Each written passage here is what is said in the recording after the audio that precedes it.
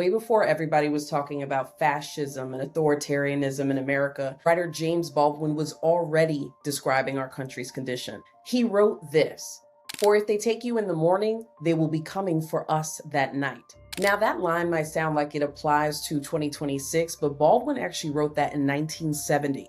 It was an open letter to activist and scholar Angela Davis, who at the time was in jail and facing the death penalty after being accused of involvement in a fatal courthouse shooting.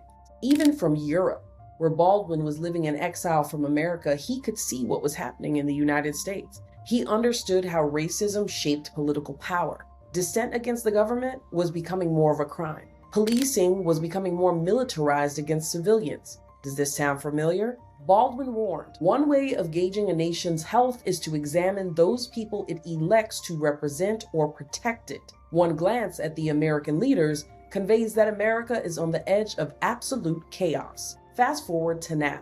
In the wake of ICE's killing of Alex Preddy and the conflicting accounts offered by DHS Secretary Kristi Noem versus what witnesses saw, more Americans are confronting something that Black communities have long warned people about. When federal power goes unchecked, authoritarianism doesn't stay small, it grows.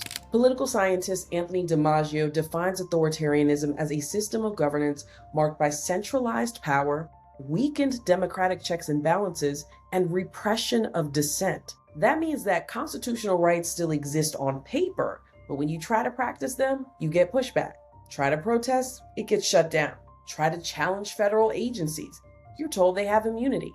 And if you're hoping the courts will help you, not so fast. Now, even though people say authoritarianism and fascism interchangeably, they're actually not the same thing. DiMaggio explains that fascism is a form of authoritarianism, and it actually goes further. It's characterized by racism and ultranationalism. It demonizes minorities or anyone who is a non-citizen.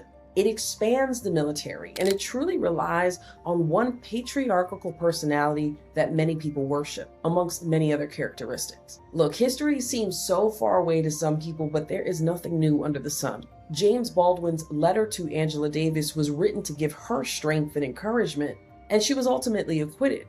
But it was also a warning to America, one that more than 50 years later is more relevant than ever.